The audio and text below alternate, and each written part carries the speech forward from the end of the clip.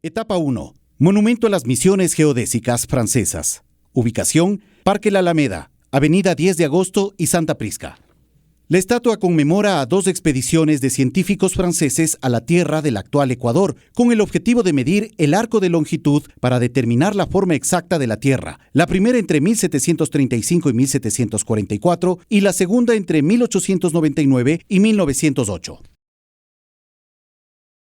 Etapa 2. Observatorio Astronómico de Quito. Ubicación: Parque La Alameda, Avenida 10 de Agosto y Santa Prisca. La academia fue fundada en 1872 por decreto del entonces presidente Gabriel García Moreno, como parte integral del eje educativo y científico de su proyecto de modernizar la nación ecuatoriana de manera europea. El responsable de que esto suceda fue el sacerdote y científico alemán Juan Bautista Mentén.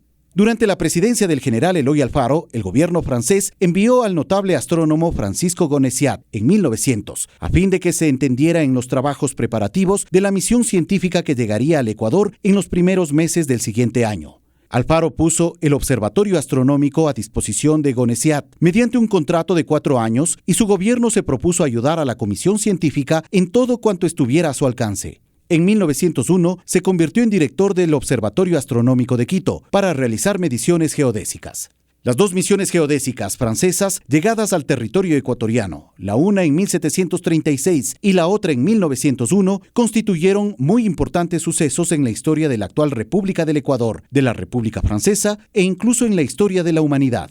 En cuanto a la primera expedición, es conocido que tuvo como objetivo central completar la información matemática destinada a establecer la verdadera forma de nuestro planeta, para lo cual debían medir un arco del meridiano terrestre, recorriendo mares, selvas y cordilleras, caminando por lugares inhóspitos y peligrosos, y empeñados en cumplir con su tarea científica a toda costa. Esos investigadores alcanzaron plenamente el objetivo de su misión, confirmando con sus estudios la forma real de la Tierra. Aunque ese logro era muy importante, los resultados de sus investigaciones fueron todavía más allá, haciéndole otros aportes a la ciencia moderna, tales como sentar las bases para el nacimiento del sistema métrico decimal, designando como unidad al metro, cuya dimensión vino a ser definida como los 10 millonésimas partes del cuadrante terrestre.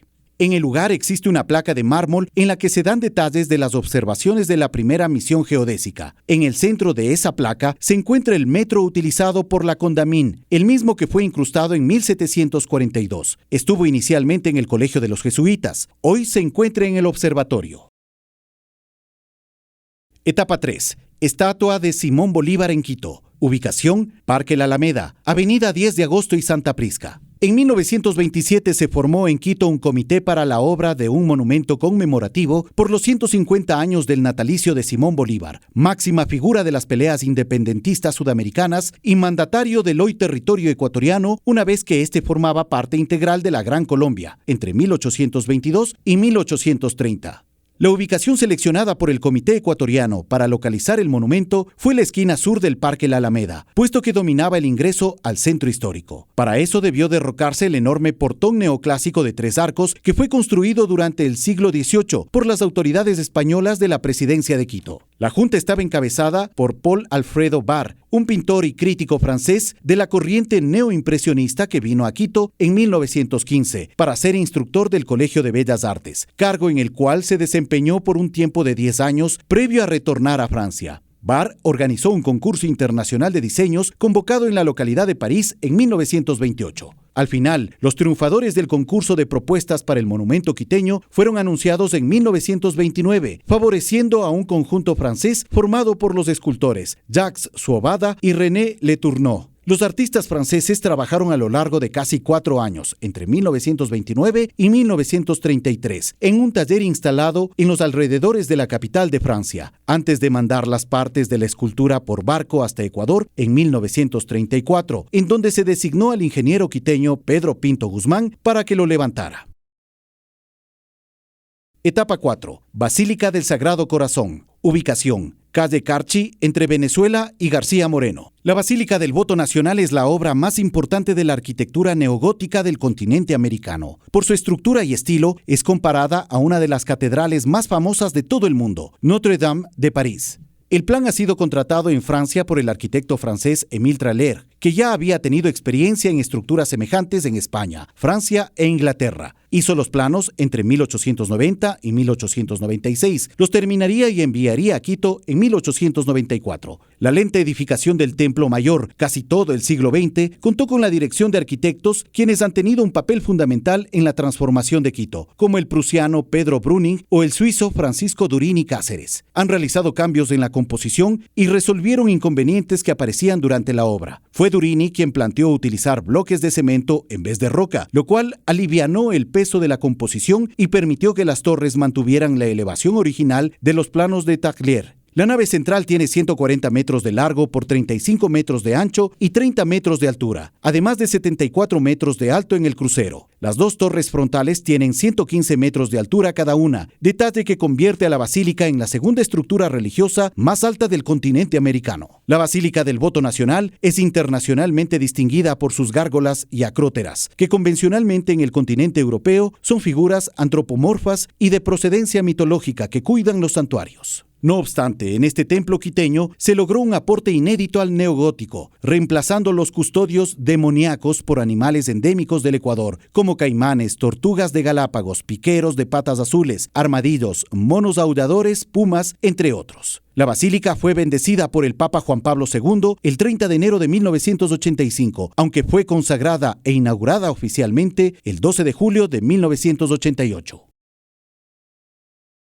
Etapa 5. La Casa de los Académicos Franceses. Ubicación: calles Benalcázar y Manabí. En el sitio esquinero de las calles Benalcázar y Manabí existía antes una casa colonial en la que los académicos franceses venidos a Quito en el siglo XVIII establecieron su segundo sitio para las observaciones astronómicas de latitud y al que le llamaron ellos el Observatorio de Santa Bárbara. Esta casa de las primeras observaciones de los académicos ya no existe. Fue demolida para levantar en su lugar la Clínica del Seguro Social, cerrada desde entonces. El Observatorio de Santa Bárbara hacía parte de un eje de investigación constituido de dos casas donde los mismos académicos comenzaron a hacer las primeras observaciones de latitud y de oblicuidad de la eclíptica. La segunda casa estaba situada al norte de la muralla del convento de San Francisco, en la calle que ahora llamamos Mideros, intersección con la calle Imbabura. Los científicos la denominaron el Observatorio de la Merced, porque este segundo sitio de las observaciones iniciales estaba inmediato a la otra Torre de la Merced, que la fijaron como el punto norte de la línea meridiana.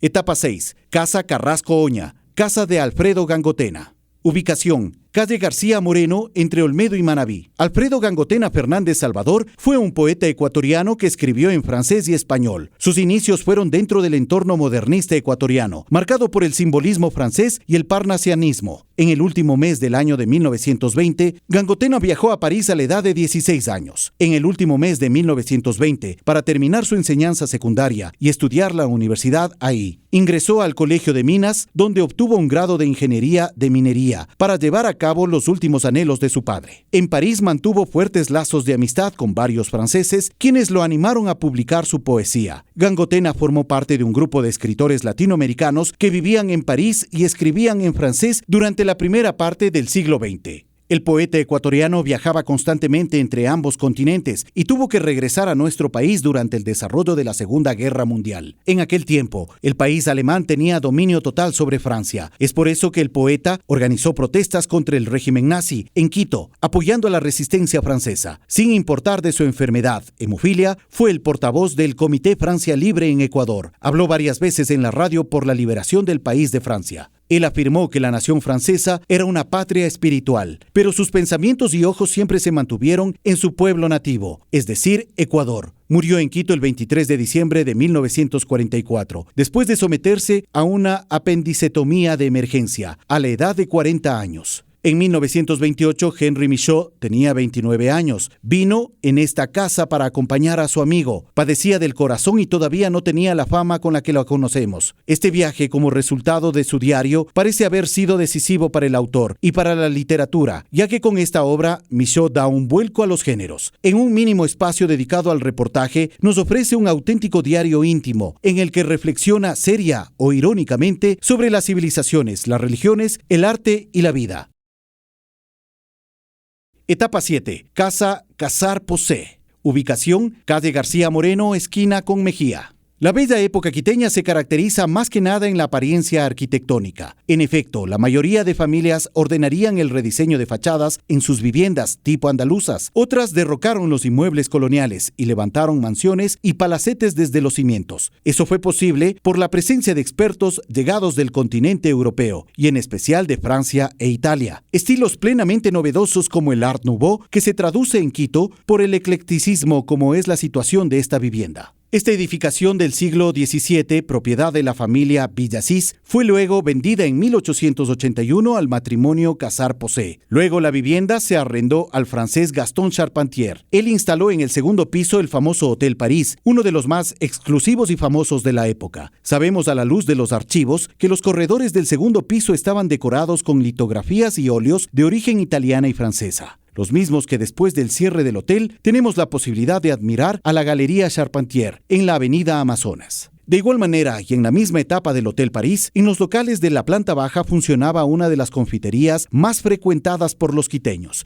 en la que se expendía fina chocolatería importada del continente europeo, al igual que exquisitos pasteles y una gama de confites franceses, que según Alfredo Gangotena, le convertían en un espacio perfecto para que la población de la época se sintiese un poco en París.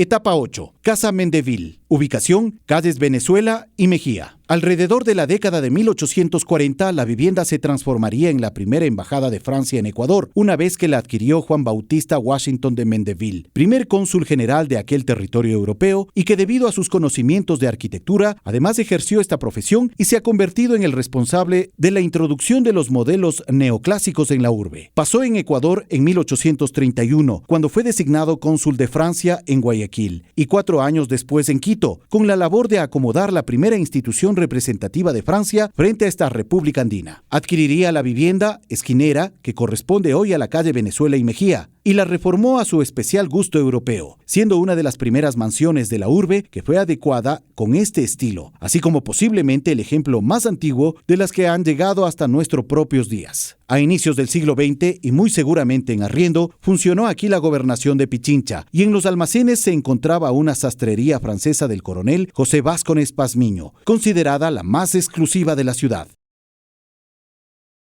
Etapa 9. Edificio Pérez Pallares. Ubicación: calle Venezuela y Chile, esquina. Ubicada en la esquina de las calles Chile y Venezuela, la vivienda Pérez Pallares tiene una localización privilegiada cerca de la Plaza de la Independencia. Sin alejarnos de nuestra temática, los archivos mencionan que a partir de uno de los balcones de la vivienda original, Manuela Sáenz lanzó una corona de laurel al libertador Simón Bolívar, una vez que éste hacía su acceso triunfal a Quito el 16 de junio de 1822, y en esta misma esquina empezaría una historia de amor en tiempos de guerra que toda América conoce. A comienzos de 1914, la vivienda colonial ha sido adquirida por la Fundación Pérez Pallares, quien escogió derrocarla para edificar un inmueble para la fundación familiar. Don Fernando Pérez Pallares, tras haber asistido en 1890 a la Feria Mundial de París, quedó maravillado por la reciente inauguración de la Torre Eiffel, por lo cual ciertos años después contrató los servicios de Gustave Eiffel para que con su hijo Fernando Pérez Quiñones, que estudiaba arquitectura en París, diseñara y fabricara la estructura de la futura construcción. Una vez que las piezas de Eiffel llegaron a Quito, se empezó la obra del inmueble, resaltando rápido por los peculiares recursos Art Nouveau que no se habían observado previamente. Este inmueble es original al diseñado por el famoso ingeniero francés, el único que se ha podido verificar. En 1924, la construcción fue arrendada a Isaac Avod para convertirlo en el Hotel Metropolitano.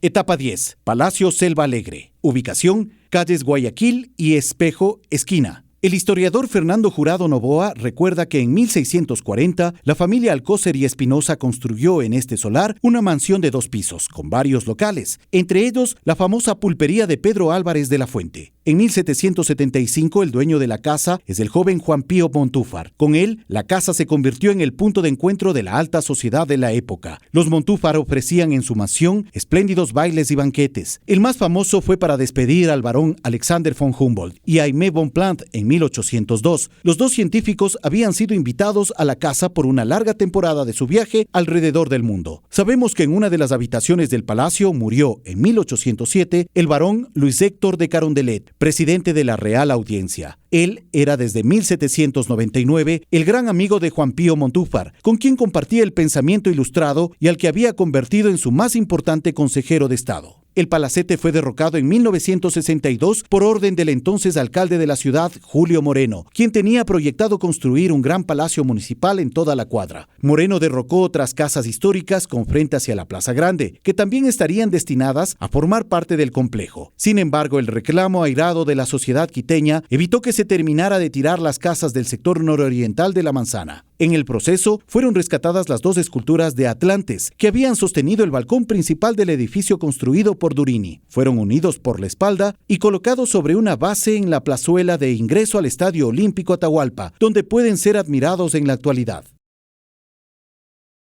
Etapa 12. Plaza de la Independencia. Ubicación: calles García Moreno, Chile y Venezuela. La Plaza Grande, llamada así no por su tamaño sino por su importancia simbólica, es el corazón de la ciudad de Quito y de la nacionalidad ecuatoriana. La plaza desde sus orígenes, es decir, desde la conquista española, fue el lugar central a partir del cual se conforma la ciudad diseñada para consolidar el dominio del conquistador fundador. A través de este sitio se organizó socialmente la diferencia de nivel social, se afirmó y expresó en el lugar la forma y tamaño de las casas, en las prácticas laborales y cotidianas, la comida, la vestimenta y las fiestas. Con respecto a la plaza misma, desde la fundación se mantuvo sin cambios por más de 3 siglos, hasta que el presidente Gabriel García Moreno la transformó en un jardín afrancesado, con plantas nativas, cuya forma era de una estrella con 8 avenidas, en cuyo centro se mantuvo la fuente de agua. Hay que precisar que el jardín francés es un estilo de jardín basado en la simetría y el principio de imponer el orden a la naturaleza. En Francia se lo conoce como jardín regular o jardín clásico y es expresión del clasicismo en el arte de los jardines, es decir, de la búsqueda de la perfección formal, de una majestad teatral y de un gusto por el espectáculo.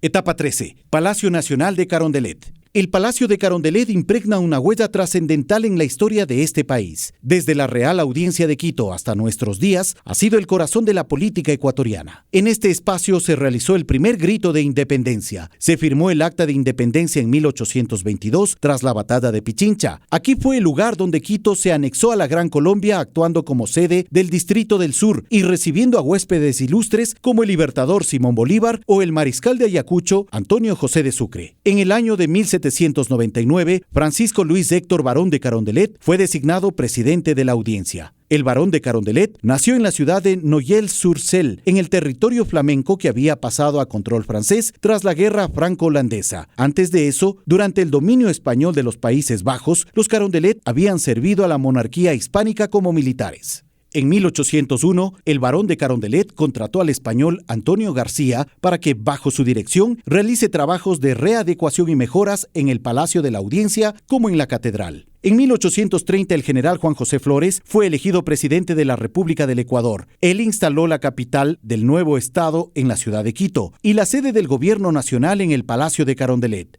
No obstante, las autoridades españolas y la guerra de independencia habían dejado al edificio en mal estado. Por ello ordenó su refacción y remodelación en 1841 a los arquitectos Teodoro Lavezzari y Juan Bautista de Morenville, cancilleres de la legación francesa en Quito, quienes le confirieron un aspecto neoclásico. Gabriel García Moreno, presidente constitucional en 2 ocasiones, hizo colocar un reloj público, regalo de Francia. También dispuso instalar las balaustradas de hierro sacado de las ruinas del Palacio de Tuileries en París, y parte de las verjas fueron compradas para la Plaza Grande de Quito. En 1956, el viejo edificio colonial, que había sido ampliado en el siglo XIX para permitir el funcionamiento del Congreso en un gran salón, fue íntegramente demolido durante la reconstrucción dispuesta por el presidente Camilo Ponce Enríquez.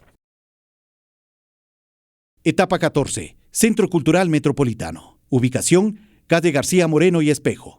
Los terrenos donde hoy se encuentra ubicado el Centro Cultural Metropolitano pertenecieron a la Orden de la Compañía de Jesús. En el año de 1622, mediante cédula real de Felipe IV y bula del Papa Gregorio XV, se crea la Universidad de San Gregorio Magno de los Jesuitas de Quito. El surgimiento de la Edad de Oro de la Universidad de San Gregorio se explica fundamentalmente porque dentro de su claustro se crea un movimiento intelectual de la Ilustración católica, conformada tanto por sacerdotes extranjeros, especialmente europeos, así como sacerdotes nacidos nacidos en la Audiencia de Quito. Poseía una biblioteca monumental de más de 16.000 volúmenes y que, según varios registros en el inventario de la biblioteca, al momento de la expulsión de los jesuitas en 1767, se hallaron 13.472 volúmenes en el Colegio Máximo y 2.718 volúmenes en el Seminario San Luis, por lo que a esta biblioteca se la consideraba la más grande de Sudamérica. La comunidad jesuita poseía una biblioteca monumental de más de 16.000 volúmenes. Al momento de su expulsión, en el año de 1767, se hallaron 13.472 volúmenes en el Colegio Máximo y 2.718 volúmenes más en el Seminario de San Luis, por lo que a esta biblioteca se la consideraba la más grande de Sudamérica.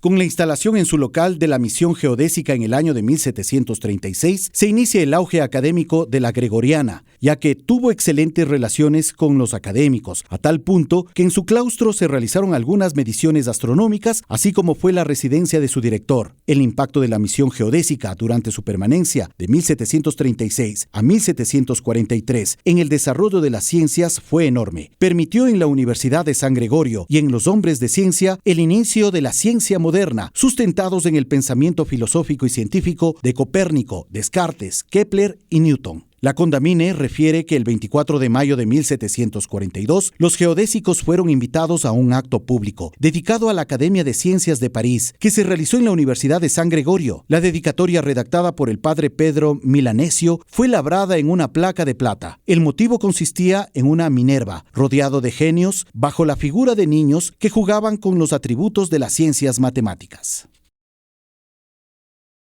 Etapa 15. Compañía de Jesús. Ubicación: calle García Moreno y Espejo. La Compañía de Jesús se establece en la Audiencia de Quito el 20 de julio de 1586, ya que fue la última orden religiosa en arribar, debido a que la Orden de los Jesuitas fue fundada recién en el año de 1540 por el vasco Ignacio de Loyola. Los principios de su presencia en América fueron los de la propagación y la defensa de la fe católica entre los indios y los más necesitados, a través de su conversión y educación, así como la formación de seminaristas. Desde un inicio, la orden dedicó la mayor parte de sus recursos humanos al proceso de educación en las ciudades y pueblos de la Audiencia. Esto lo demuestra el hecho de que los jesuitas construyeron el primer colegio de enseñanza media al año de su llegada, en 1587, en el barrio de Santa Bárbara, donde se dictaban cursos de latinidad y de cultura clásica a más de 100 niños quiteños, y después la Universidad San Gregorio. Trabajó en esta iglesia Jean-Louis de Moranville, de profesión ingeniero. Era miembro de la misión geodésica francesa que acompañaba a Charles Marin de la Condamine, encargado de hacer los gráficos dibujos y muy hábil para la pintura. Hizo el primer dibujo de la cascarilla o cinchona en 1738, planta de la que se extraía la quinina que sirvió para curar la malaria, enfermedad que asolaba al mundo en aquel entonces. En 1741 levantó un plano de la ciudad de Quito. En 1748 diseñó las torres del santuario de El Quinche. En 1745 se inició el regreso de los científicos de la misión a Francia. Claro que Moranville jamás regresaría. Él dejó huellas importantes porque tenemos algunas de sus obras en la sacristía. Las fechas de fallecimiento de Moranville no coinciden ni son exactas, pero autores como Omar Pinilla señalan que fue en 1774. Moranville colaboraba en la construcción de la iglesia de Calpa, de la antigua ciudad de Riobamba, hoy Cantón Colta, cuando le cayó una viga que lo mató. Etapa 16. Casa Escudero Urrutia. Ubicación: García Moreno 760, entre Sucre y Bolívar. Fue construida en el siglo XIX y decorada con piezas artísticas de mediados del siglo XIX y principios del XX. Tiene un estilo Art Nouveau. Dentro de la edificación, mantenida sin alteraciones desde la muerte de su propietaria, se puede apreciar el estilo de vida de la aristocracia quiteña del siglo XIX. Es un viaje a través del tiempo, viajar en el París de la Belle Époque. Debemos saber quién fue María Augusta Urrutia. Ella nació en 1901 y falleció en 1987, descendiente de hacendados y del aristócrata Juan Pío Montúfar. A los 3 años quedó huérfana y entonces heredó varias haciendas, tanto en Quito como en Machachi. Su infancia transcurrió en las aulas del Colegio La Providencia de Quito, recibiendo formación religiosa, complementada con vivencias personales en París, donde estuvo gran parte de su adolescencia y juventud. Viajó a Europa después de la muerte de su padre y llegó a aprender el francés fluidamente. En 1921, apenas llegada de Europa, celebró su matrimonio con Alfredo Escudero Eguiguren, con quien se conoció en París. A sus 20 años contrajo matrimonio en la capital francesa y entonces recibió la casa 760 como regalo de bodas por parte de la familia de su esposo. Debido a que su pareja falleció en 1931 y nunca tuvieron hijos, Urrutia emprendió una vida dedicada a la beneficencia. Tómese en cuenta que, en la sala pequeña, la sala está presidida por un retrato que el artista Viento hizo en París a Virginia Klinger, bisabuela de María Augusta Urrutia, personaje célebre de Quito que tiene también bastante relación con Francia. Nació en el año de 1826 en la ciudad de Quito, entonces parte del departamento del sur de la Gran Colombia. Virginia fue hija del coronel Adolfo Klinger Frenet, soldado francés de las gestas napoleónicas que pasó a servir en el ejército de Simón Bolívar y así llegó a Quito después de la batalla de Pichincha. Virginia se casó con Carlos Aguirre Montúfar, hijo de la prócer independentista quiteña Rosa de Montúfar y nieto del marqués de Selva Alegre. En algún punto de finales de la década de 1850, Carlos Aguirre fue enviado como embajador de Ecuador ante Francia y Virginia viajó junto a él y sus hijos a París. Allí la dama brilló con luz propia en la corte imperial de Napoleón III, de quien varias fuentes afirman fue amante, además de ser retratada por el célebre Edouard Beniot.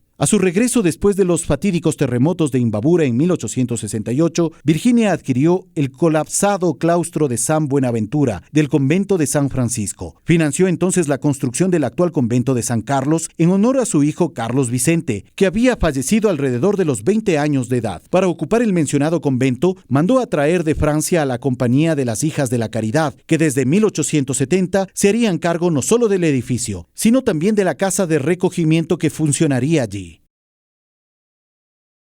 Etapa 17. Museo del Pasillo. Ubicación: calles García Moreno y Bolívar. Es un claro y hermoso ejemplo de un edificio Belle Époque. Belle Époque es un término francés que se usa en la historia de Europa para describir el periodo comprendido entre 1871 y 1914, es decir, entre el fin de la Guerra Franco-Prusiana y el inicio de la Primera Guerra Mundial. Su traducción literal como Bella Época describe perfectamente la visión romantizada que los europeos tenían de su continente en estas 4 décadas de paz y bienestar, recordándolas casi como un paraíso perdido por los largos conflictos militares posteriores. En el campo del arte aparecería la corriente del Art Nouveau o Arte Nuevo, también conocido como modernismo en España. Estructuras de hierro y vidrio, hormigón, ferrocarriles, luz eléctrica, cine, instalaciones sanitarias y vacunas son solo algunos de los grandes avances que la Belle Époque europea vería nacer y desarrollarse antes de emigrarlos a Latinoamérica. Es más que justo decir que Ecuador también vivió su propia Belle Époque, aunque es igual de necesario aclarar que sería en un espacio temporal diferente del europeo, pero no tan diferido como se podría pensar. De hecho, la bella época ecuatoriana, y quiteña en particular, aparecería en el ocaso de su similar europea, abarcando aproximadamente el periodo comprendido entre los años 1890, cuando aparece el alfarismo, y 1940, cuando hace su entrada el velasquismo. En este periodo entró en escena la industrialización quiteña, que nace con el alfarismo y tiene como su hito la construcción del ferrocarril Guayaquil-Quito, inaugurado en 1908. Este periodo coincide además con una masiva oleada de jóvenes ecuatorianos que viajarían a Europa para formarse, quienes iban a regresar con una visión moderna del mundo. A ellos se sumarían con el tiempo los migrantes que huían de los vientos de guerra que soplaban en el viejo continente, trayendo el romanticismo de la Belle Époque a la capital. El edificio del Museo del Pasillo fue concebido originalmente para el Banco Hipotecario, una institución fundada en 1907, parte de aquellas organizaciones que dominaron la vida económica y política del país durante la época denominada plutocracia liberal. Posteriormente, el banco pasó a llamarse Compañía de Crédito Agrícola e Industrial, ganando gran fama y mandando a construir una magnífica y lujosa sede, al más puro estilo francés. Con un área total de 1.200 metros cuadrados, su estilo es uno de los pocos que coquetean casi por completo con la corriente arquitectónica del Art Nouveau en la ciudad, y que puede ser apreciado sobre todo en la decoración con temas románticos en relieve. Destaca sobre todo la jerarquización de la fachada hacia la 8ª esquinera, gracias en gran medida al techo en mansarda de latón y con forma de cúpula. Etapa 18. San Juan de Dios. Ubicación: calle García Moreno. El Hospital San Juan de Dios fue el segundo hospital de la ciudad de Quito, Ecuador, fundado en 1565 y cerrado en 1974. El hospital estuvo activo por 409 años, con un legado de 162 promociones de jóvenes médicos, y en sus instalaciones desde 1998 funciona el Museo de la Ciudad. Está ubicado en el Centro Colonial de Quito y es considerado Patrimonio Cultural de la Humanidad por la UNESCO. El hospital disponía de 2 hectáreas con áreas específicas para cada sector de pacientes. El rey ordenó que se atendiera a los pacientes naturales de las tierras conquistadas, a los nacidos en España y sobre todo al ejército que cuidaba su colonia. En 1857 el doctor García Moreno fue elegido rector de la universidad, que gestionaba directamente al hospital, en reemplazo del doctor José María Espinosa. García Moreno, con sus estudios previos realizados en París, tenía conocimientos sobre ciencias naturales. Había trabajado en un laboratorio de química. García Moreno tuvo el proyecto de organizar en Quito una gran escuela de medicina, así que modernizar el hospital era un propósito. Y como fue hombre que ponía en ejecución lo que se proponía, venciendo toda dificultad, dio plenos poderes al encargado de negocios del Ecuador en París, Beltrán Fouguet, para que contrate 2 profesores franceses que se entienden en el proyecto, ofreciéndoles todo su apoyo. El encargado de negocios se pone en contacto con el rector de la Universidad de París y el decano de la facultad, quienes recomendaron a 2 profesores para que se hagan cargo de la organización y ejecución del proyecto garciano. Ambos fueron graduados en Montpellier. Etienne Gairaud, de más edad, ya que fue cirujano de experiencia, ejerce también de oftalmología y realiza la primera cirugía de cataratas. Dominique Domecq vino al Ecuador después de Gairaud, llegando a Quito en 1874. Puso en ejecución todos los proyectos relacionados con la cátedra de anatomía y trabajos de diserción. Operaba solo y con Gairaud en el hospital introdujo la práctica de la asepsia y antisepsia. En 1874, a los 3 meses de haber arreglado el anfiteatro del Hospital San Juan de Dios, Gairaud pone la cátedra de anatomía y disección con la dirección de Domecq, quien comienza a enseñar en forma objetiva y obliga a los alumnos a disecar, cumpliendo con un decreto ejecutivo por el que se exige que todo cadáver del hospital sea autopsiado, sin que pueda ser sepultado antes de que se cumpla con este requisito. En diciembre de 1874, Domecq practica la conservación de cadáveres para la enseñanza con inyecciones a presión de solución de formol en glicerina y agua. En diciembre de 1874, Domecq practica la conservación de cadáveres para la enseñanza con inyecciones a presión de solución de formol en glicerina y agua. Él se quedó en Ecuador hasta 1878. De regreso a Francia, con Gairaud, reunieron notas y datos y publicaron un libro en 1886. Llevó el informe médico legal de la autopsia del cadáver de García Moreno y el informe médico legal de la autopsia del cadáver de Monseñor José Ignacio Checa Barba y Borja, realizado en 1877. Desde los inicios de la República no se logra estructurar una aceptable escuela de formación para parteras en nuestro medio. En 1839, el presidente Flores trae del Perú una matrona obstetra, la señora Cipriana Dueñas de Cazeneuve, esposa de un ilustre francés. Se abre la primera escuela obstétrica el día 12 de abril.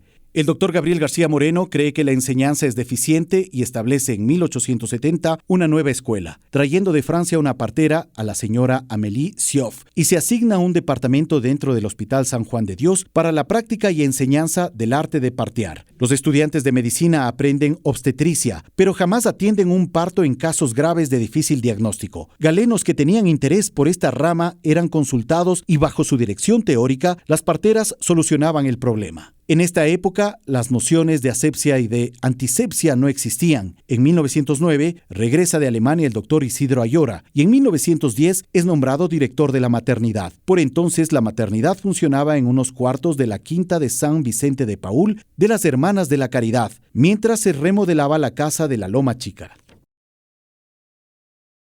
Etapa 19. Estatua de Eugenio Espejo. Ubicación: Avenida 24 de Mayo y García Moreno. La primera misión geodésica aportó a la audiencia de Quito una precisa designación geográfica: Ecuador. Cuando llegaron los académicos franceses y sus acompañantes españoles, el país quiteño vivía un proceso de creciente toma de conciencia acerca de su propia identidad histórica y social, el criollismo, una élite social nativa que había ido formándose y afianzándose en los siglos anteriores. Era la élite de los propietarios locales, que legalmente eran españoles americanos, pero que progresivamente empezaron a asumirse como criollos. criollos. Los criollos tenían algo de mestizaje genéticos, pero sobre todo vivían un evidente mestizaje cultural que estaba presente en la vida social de la colonia y contribuía a marcar las humanas diferencias entre españoles europeos y españoles americanos. Una sostenida identificación con la conquista y colonización de las tierras de América terminó por crear en los criollos un sentido de pertenencia, como un espacio histórico que les fue legado por sus abuelos y terminaron mirándose a sí mismos como seres propios de ese nuevo mundo. Si el español vio a la tierra americana como suelo conquistado, el criollo del siglo XVIII la vio como un país, su país, y se empeñó en conocer, estudiar y describir en todos sus aspectos a ese país de su pertenencia.